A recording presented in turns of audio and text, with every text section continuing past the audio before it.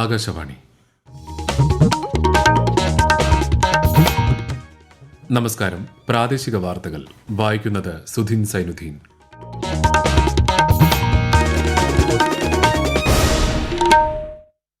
പ്രധാന വാർത്തകൾ. രാജ്യത്തിന്റെ സംസ്കാരവും പാരമ്പര്യവും പരിപോഷിപ്പിക്കേണ്ടത് പൌരന്മാരുടെ ഉത്തരവാദിത്തമാണെന്ന് രാഷ്ട്രപതി ദ്രൗപദി മുർമു. സംസ്കാരം, ഭക്ഷണരീതി, ക്രിക്കറ്റ് എന്നിവയിലെ സാമ്യം ഇന്ത്യ ഗയാന ബന്ധത്തെ ശക്തിപ്പെടുത്തുമെന്ന് പ്രധാനമന്ത്രി നരേന്ദ്രമോദി. ത്രിരാഷ്ട്ര സന്ദർശനം പൂർത്തിയാക്കി പ്രധാനമന്ത്രി ന്യൂഡൽഹിയിലേക്ക് പുറപ്പെട്ടു. രാജ്യത്ത് എംപ്ലോയീസ് പ്രൊവിഡന്റ് ഫണ്ട് അംഗങ്ങളുടെ രജിസ്ട്രേഷനിൽ 9.33% വർധന രേഖപ്പെടുത്തിയതായി കേന്ദ്ര തൊഴിൽ മന്ത്രാലയം. രാജ്യത്ത് ഡാറ്റ സംബന്ധിച്ച സ്വകാര്യത ഉറപ്പാക്കാൻ സർക്കാർ നിയമം കൊണ്ടുവരുമെന്ന് കേന്ദ്രമന്ത്രി പീയൂഷ് ഗോയൽ. സംസ്ഥാനത്ത് ഉപതെരഞ്ഞെടുപ്പ് നടന്ന വയനാട്, ചേലക്കര, പാലക്കാട് മണ്ഡലങ്ങളിൽ വോട്ടെണ്ണൽ നാളെ. മഹാരാഷ്ട്ര, ഝാർഖണ്ഡ് സംസ്ഥാനങ്ങളിലെ നിയമസഭാ തെരഞ്ഞെടുപ്പ് ഫലവും നാളെ. കോഴിക്കോട് നടക്കുന്ന സന്തോഷ് ട്രോഫി ഫുട്ബോൾ യോഗ്യതാ മത്സരത്തിൽ കേരളം ഇന്ന് ലക്ഷദ്വീപിനെ നേരിടും. വാർത്തകൾ വിശദമായി. നൈജീരിയ, ബ്രസീൽ, ഗയാന എന്നിവിടങ്ങളിലെ സന്ദർശനം പൂർത്തിയാക്കിയ പ്രധാനമന്ത്രി നരേന്ദ്രമോദി ന്യൂഡൽഹിയിലേക്ക് പുറപ്പെട്ടു. സംസ്കാരം, ഭക്ഷണരീതി, ക്രിക്കറ്റ് എന്നിവയിലെ സാമ്യം ഇന്ത്യ ഗയാന ബന്ധത്തെ ശക്തിപ്പെടുത്തുന്നതായി പ്രധാനമന്ത്രി നരേന്ദ്രമോദി പറഞ്ഞു. ഗയാനയിലെ ഇന്ത്യൻ സമൂഹത്തെ അഭിസംബോധന ചെയ്യുകയായിരുന്നു അദ്ദേഹം. ഗയാനയുടെ വികസനത്തിന് ഇൻഡോ ഗയാനി സമൂഹം നൽകിയ സംഭാവനകളെ ശ്രീ മോദി പ്രശംസിച്ചു. രാഷ്ട്രപതി ദ്രൗപദി മുർമു ഇന്ന് ഹൈദരാബാദിൽ 4ാമത് ലോക്മന്ധൻ സാംസ്കാരിക പരിപാടിയുടെ ഉദ്ഘാടനം നിർവഹിച്ചു. രാജ്യത്തിന്റെ സംസ്കാരവും പാരമ്പര്യവും ശക്തിപ്പെടുത്തേണ്ടത് പൌരന്മാരുടെ ഉത്തരവാദിത്തമാണെന്ന് രാഷ്ട്രപതി പറഞ്ഞു.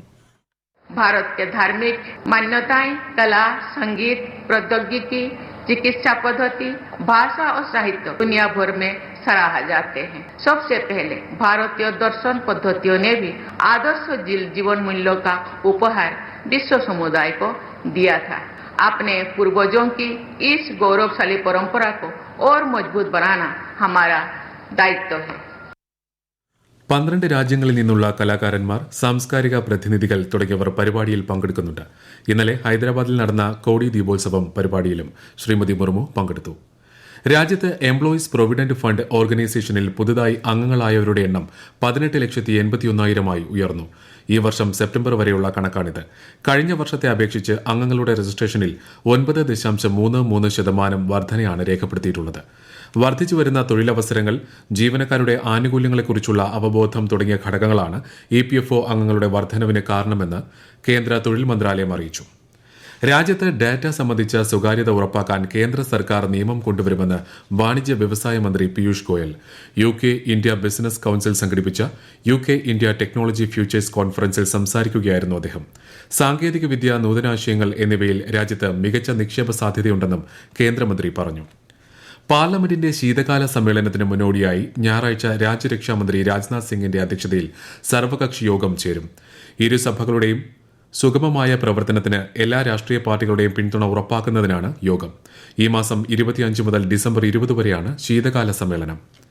സംസ്ഥാനത്ത് ഉപതെരഞ്ഞെടുപ്പ് നടന്ന വയനാട്, ചേലക്കര, പാലക്കാട് മണ്ഡലങ്ങളിൽ വോട്ടെണ്ണലിനുള്ള മുന്നൊരുക്കങ്ങൾ പൂർത്തിയായി. നാളെ രാവിലെ 8-ന് വോട്ടെണ്ണൽ ആരംഭിക്കും.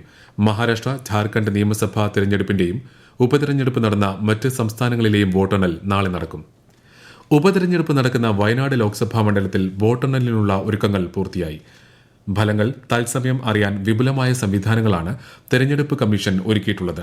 വോട്ടെണ്ണൽ രാവിലെ 8-ന് ആരംഭിക്കും. കൂടുതൽ വിവരങ്ങളുമായി ആകാശവാണി വയനാട് ജില്ലാ പ്രതിനിധി അരുൺ വിൻസെന്റ്. വയനാട് പാർലമെന്റ് മണ്ഡലത്തിൽ വോട്ടെണ്ണലിനുള്ള എല്ലാ ഒരുക്കങ്ങളും പൂർത്തിയായി.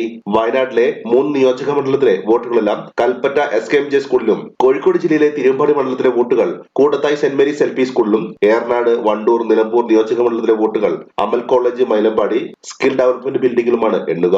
തപാൽ വോട്ടുകളെല്ലാം കൽപ്പറ്റ SKMJ സ്കൂളിലെ താൽക്കാലിക കെട്ടിടത്തിലുമാണ് എണ്ണുക. വോട്ടെണ്ണലിന്റെ ഭാഗമായി നിയോഗിക്കപ്പെട്ട നിരീക്ഷകരും ഇന്നലെ തന്നെ ജില്ലയിൽ എത്തിയിട്ടുണ്ട്. നിയമസഭാ ഉപതെരഞ്ഞെടുപ്പ് നടന്ന പാലക്കാട് മണ്ഡലത്തിൽ ജനവിധി അറിയാൻ ഇനി ഒരു ദിവസം കൂടി. ഗവൺമെന്റ് വിക്ടോറിയ കോളേജിൽ സജ്ജമാക്കിയ വോട്ടെണ്ണൽ കേന്ദ്രത്തിൽ സജ്ജീകരണങ്ങൾ പൂർത്തിയായി. UDF MLA ആയിരുന്ന ഷാഫി പറമ്പിൽ വടകരയിൽ നിന്ന് ലോക്സഭയിലേക്ക് തിരഞ്ഞെടുക്കപ്പെട്ടതോടെയാണ് പാലക്കാട് ഉപതെരഞ്ഞെടുപ്പ് നടന്നത്. ചേലക്കരയിൽ വോട്ടെണ്ണൽ കേന്ദ്രമായ ചെറുതുരുത്തി ഗവൺമെന്റ് ഹയർ സെക്കൻഡറി സ്കൂളിലെ സജ്ജീകരണങ്ങൾ വരണാധികാരിയായ സർവേ ഡെപ്യൂട്ടി ഡയറക്ടറും പോലീസ് മേധാവിയും ഉൾപ്പെടെയുള്ളവർ വിലയിരുത്തി. വോട്ടെണ്ണൽ പ്രക്രിയയുടെ ദൃശ്യങ്ങൾ പൂർണ്ണമായും ചിത്രീകരിക്കുന്നതിനുള്ള നടപടികളും പൂർത്തിയായി. വോട്ടെണ്ണലിന്റെ പശ്ചാത്തലത്തിൽ ചെറുതുരുത്തി ഗവൺമെന്റ് ഹയർ സെക്കൻഡറി സ്കൂളിന് നാളെ അവധി പ്രഖ്യാപിച്ചിട്ടുണ്ട്. വോട്ടർ പട്ടികയുടെ പ്രത്യേക സംക്ഷിപ്ത പുതുക്കൽ 2025നോടനുബന്ധിച്ച് കേന്ദ്ര തെരഞ്ഞെടുപ്പ് കമ്മീഷൻ നിയമിച്ച വോട്ടർ പട്ടിക നിരീക്ഷകൻ എസ് ഹരികിഷോർ ഇന്ന് കണ്ണൂർ ജില്ലയിൽ സന്ദർശനം നടത്തും. ജില്ലയിലെ എംപിമാർ, എംഎൽഎമാർ, രാഷ്ട്രീയ പാർട്ടി പ്രതിനിധികൾ എന്നിവരുമായുള്ള യോഗം വൈകിട്ട് കളക്ടറേറ്റിൽ ചേരും. അന്തിമ വോട്ടർ പട്ടിക ജനുവരി 6-ന് പ്രസിദ്ധീകരിക്കും. പ്രധാനമന്ത്രി നരേന്ദ്രമോദി ജനങ്ങളുമായി ആശയങ്ങൾ പങ്കുവയ്ക്കുന്ന പ്രതിമാസ റേഡിയോ പരിപാടി മൻ കി ബാത് മറ്റന്നാൾ. പരിപാടിയുടെ 116-ാം എപ്പിസോഡാണിത്. 2022-23 വർഷങ്ങളിലെ ഉസ്താദ് ബിസ്മില്ല ഖാൻ യുവ പുരസ്കാരങ്ങൾ കേന്ദ്രമന്ത്രി ഗജേന്ദ്ര സിംഗ് ഷെഖാവത്ത് ഇന്ന് ന്യൂഡൽഹിയിൽ നടക്കുന്ന ചടങ്ങിൽ സമ്മാനിക്കും. 82 യുവ കലാകാരന്മാരെ പുരസ്കാരങ്ങൾ നൽകി ആദരിക്കും. തദ്ദേശ റോഡ് പുനരുദ്ധാരണത്തിൽ ജൽജീവൻ മിഷൻ പ്രവൃത്തികളുടെ ഭാഗമായി കുഴിക്കേണ്ടി വന്ന റോഡുകൾക്ക് മുൻഗണന നൽകണമെന്ന് മുഖ്യമന്ത്രി പിണറായി വിജയൻ. നടപടിക്രമങ്ങൾ പൂർത്തീകരിച്ച് ഡിസംബർ 20-നകം തദ്ദേശ വകുപ്പ് ഭരണാനുമതി പുറപ്പെടുവിക്കണമെന്നും മുഖ്യമന്ത്രി നിർദ്ദേശം നൽകി. ഈ വാർത്തകൾ ആകാശവാണിയിൽ നിന്ന്. ആകാശവാണി വാർത്തകളും വാർത്താ അധിഷ്ഠിത പരിപാടികളും All India Radio News Thiruvananthapuram YouTube ചാനലിലും at All India Radio News Thiruvananthapuram Facebook പേജിലും AIR ന്യൂസ് _ ഇൻസ്റ്റഗ്രാം അക്കൌണ്ടിലും at AIR news _ TVM X ഹാൻഡിലും ലഭ്യമാണ്. 55ാമത് ഇന്ത്യ അന്താരാഷ്ട്ര ചലച്ചിത്രമേള ഗോവയിൽ പുരോഗമിക്കുന്നു. മേളയുടെ 2ാം ദിനമായ ഇന്ന് വിവിധ വിഭാഗങ്ങളിലായി 70ഓളം സിനിമകൾ പ്രദർശിപ്പിക്കുന്നുണ്ട്. ഗോവയിലെ എന്റർടൈൻമെന്റ് സൊസൈറ്റി ഓഫീസിൽ നിന്ന് കലാ അക്കാദമിയിലേക്ക് നടക്കുന്ന IFFI പരേഡാണ് ഇന്നത്തെ മുഖ്യ ആകർഷണം. ചലച്ചിത്രമേള ആഘോഷമാക്കാൻ രാജ്യത്തിനകത്തും പുറത്തുമുള്ള ആയിരക്കണക്കിന് സിനിമാ പ്രേമികളാണ് ഗോവയിലെത്തിയിട്ടുള്ളത്. സന്തോഷ് ട്രോഫി ഫുട്ബോൾ യോഗ്യതാ റൌണ്ടിലെ 2ാം മത്സരത്തിൽ കേരളം ഇന്ന് ലക്ഷദ്വീപിനെ നേരിടും. വൈകുന്നേരം 3:30-ന് കോഴിക്കോട് കോർപ്പറേഷൻ EMS സ്റ്റേഡിയത്തിലാണ് മത്സരം. ഗ്രൂപ്പ് വിഭാഗത്തിൽ 3 പോയിന്റുള്ള കേരളം നിലവിൽ 2ാം സ്ഥാനത്താണ്. പുതുച്ചേരിയാണ് 1ാമത്. Border Gavaskar trophy test cricket പരമ്പരയിലെ ആദ്യ മത്സരത്തിൽ ഓസ്ട്രേലിയക്കെതിരെ ഇന്ത്യയ്ക്ക് ബാറ്റിംഗ് തകർച്ച. ടോസ് നേടി ബാറ്റിംഗ് തെരഞ്ഞെടുത്ത ഇന്ത്യയ്ക്ക് ആദ്യ ഇന്നിംഗ്സിൽ 73 റൺസ് എടുക്കുന്നതിനിടെ 6 വിക്കറ്റുകൾ നഷ്ടമായി.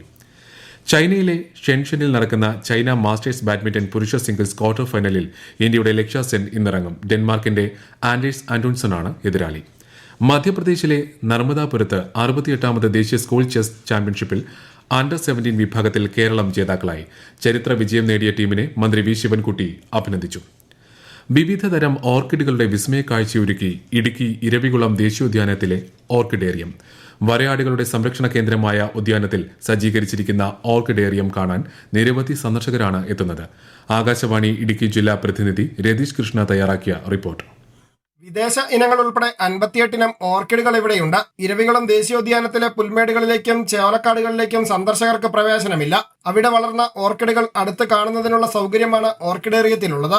ഉദ്യാനത്തിലെ ടിക്കറ്റ് കൗണ്ടറിന് സമീപത്തായി സ്ഥാപിച്ചിട്ടുള്ള ഓർക്കിഡേറിയം സന്ദർശിക്കുന്നതിന് പ്രത്യേക പ്രവേശന പാസ് വേണ്ട.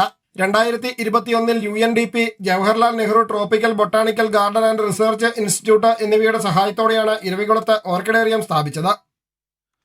രാജ്യത്തെ ഓഹരി വിപണികളിൽ നേട്ടം. ബോംബെ ഓഹരി സൂചിക സെൻസസ് 689 പോയിന്റ് ഉയർന്ന് 77,845-ലും ദേശീയ ഓഹരി സൂചിക നിഫ്റ്റി 216 പോയിന്റ് നേട്ടത്തിൽ 23,565-ലും വ്യാപാരം തുടരുന്നു. സ്വർണ്ണവില കൂടി. പവന് 640 രൂപ വർദ്ധിച്ച് 57,800 രൂപയും ഗ്രാമിന് 80 രൂപ ഉയർന്ന് 7,225 രൂപയുമാണ് ഇന്നത്തെ വില. കണ്ണൂർ ജില്ലാ ലീഗ് ഫുട്ബോൾ ചാമ്പ്യൻഷിപ്പിന് കണ്ണൂർ ജവഹർ സ്റ്റേഡിയത്തിൽ ഇന്ന് തുടക്കമാകും. ജില്ലയിലെ 56 ക്ലബ്ബുകൾ മത്സരിക്കും. മണ്ഡലകാല തീർത്ഥാടനത്തിനായി ശബരിമല നട തുറന്ന് ഒരാഴ്ച പിന്നിടുമ്പോൾ ദർശനം നടത്തിയത് 4.5 ലക്ഷത്തിലേറെ തീർത്ഥാടകർ. ഡിസംബർ 7 വരെ പ്രതിദിനം 70,000 പേർ വെർച്വൽ ക്യൂ ബുക്കിംഗ് നടത്തിയിട്ടുണ്ട്. വൈക്കം മഹാദേവ ക്ഷേത്രത്തിലെ പ്രസിദ്ധമായ അഷ്ടമി നാളെ പുലർച്ചെ 4:30-ക്കാണ് അഷ്ടമി ദർശനം. ഞായറാഴ്ച പുലർച്ചെ 2-ന് അഷ്ടമി വിളക്കും തുടർന്ന് വലിയ കാണിക്കയും നടക്കും. കേരള സംസ്ഥാന ന്യൂനപക്ഷ കമ്മീഷൻ ഇനി മുതൽ വാട്സപ്പിലൂടെയും സ്വീകരിക്കും. 9746151533 എന്ന നമ്പറിൽ 24 മണിക്കൂറും പരാതികൾ അയക്കാവുന്നതാണ്. സംസ്ഥാന ലീഗൽ സർവീസസ് അതോറിറ്റി, പാലക്കാട് ജില്ലാ ലീഗൽ സർവീസസ് അതോറിറ്റി എന്നിവയുടെ ആഭിമുഖ്യത്തിൽ ഡിസംബർ 14-ന് നാഷണൽ ലോക് അദാലത്ത് സംഘടിപ്പിക്കും. പ്രധാന വാർത്തകൾ വീണ്ടും. രാജ്യത്തിന്റെ സംസ്കാരവും പാരമ്പര്യവും പരിപോഷിപ്പിക്കേണ്ടത് പൌരന്മാരുടെ ഉത്തരവാദിത്തമാണെന്ന് രാഷ്ട്രപതി ദ്രൌപദി മുർമു. സംസ്കാരം, ഭക്ഷണരീതി, ക്രിക്കറ്റ് എന്നിവയിലെ സാമ്യം ഇന്ത്യ ഗയാന ബന്ധത്തെ ശക്തിപ്പെടുത്തുമെന്ന് പ്രധാനമന്ത്രി നരേന്ദ്രമോദി. ത്രിരാഷ്ട്ര സന്ദർശനം പൂർത്തിയാക്കി പ്രധാനമന്ത്രി ന്യൂഡൽഹിയിലേക്ക് പുറപ്പെട്ടു. രാജ്യത്ത് എംപ്ലോയീസ് പ്രൊവിഡന്റ് ഫണ്ട് അംഗങ്ങളുടെ രജിസ്ട്രേഷനിൽ 9.33% വർധന രേഖപ്പെടുത്തിയതായി കേന്ദ്ര തൊഴിൽ മന്ത്രാലയം. രാജ്യത്ത് ഡാറ്റ സംബന്ധിച്ച സ്വകാര്യത ഉറപ്പാക്കാൻ സർക്കാർ നിയമം കൊണ്ടുവരുമെന്ന് കേന്ദ്രമന്ത്രി പീയൂഷ് ഗോയൽ. സംസ്ഥാനത്ത് ഉപതെരഞ്ഞെടുപ്പ് നടന്ന വയനാട്, ചേലക്കര, പാലക്കാട് മണ്ഡലങ്ങളിൽ വോട്ടെണ്ണൽ നാളെ.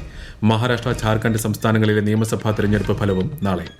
കോഴിക്കോട് നടക്കുന്ന സന്തോഷ് ട്രോഫി ഫുട്ബോൾ യോഗ്യതാ മത്സരത്തിൽ കേരളം ഇന്ന് ലക്ഷദ്വീപിനെ നേരിടും.